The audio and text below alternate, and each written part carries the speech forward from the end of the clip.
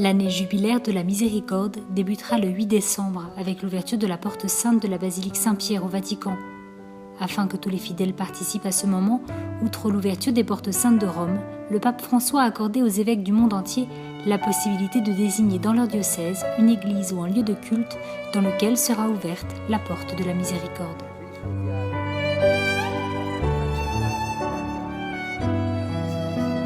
Ici en Terre Sainte, les portes de la Miséricorde seront ouvertes dans la basilique de Gethsémani à Jérusalem, dans l'église de Sainte-Catherine à Bethléem, dans la basilique de l'Annonciation à Nazareth et dans le sanctuaire de Notre-Dame-du-Mont à Anjara, en Jordanie. La porte est un symbole. Lorsque quelqu'un entre, il passe à travers une porte. Il vient d'un endroit et entre dans un autre. C'est un symbole du passage d'un état de péché, d'un état de faiblesse, à une situation nouvelle, un nouvel état de vie. Pour moi, c'est un symbole de retour au Seigneur, de conversion.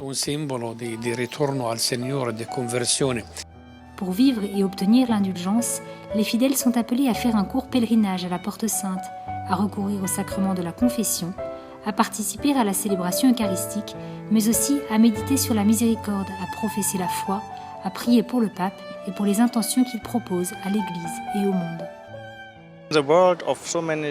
Je pense que dans un monde où il y a tant de haine, de guerre, d'attentats terroristes, de violence et d'incertitude chez les gens, nous avons besoin de voir comment la miséricorde nous touche, ce qui signifie la miséricorde pour nous, pour nos relations, dans nos familles, dans notre société, etc. Je crois par conséquent que cette année de la miséricorde est d'une grande importance pour tous les chrétiens dans le monde.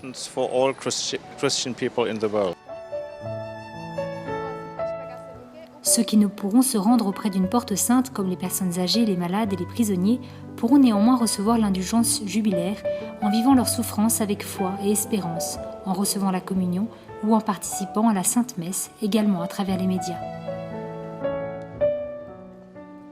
J'espère me rapprocher encore plus de Dieu et conduire des personnes à Dieu avec de petits sacrifices, avec plus de prières et aussi grâce au pèlerinage en Terre Sainte.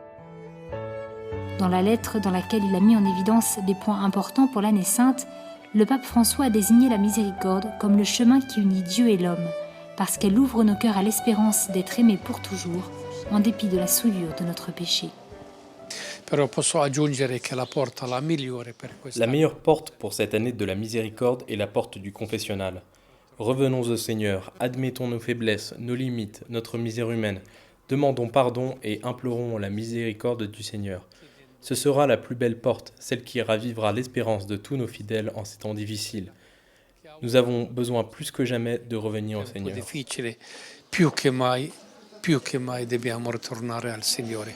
En traversant la porte de la miséricorde, comme l'a dit le pape, chaque croyant pourra faire l'expérience de l'amour de Dieu qui console, pardonne et donne espérance.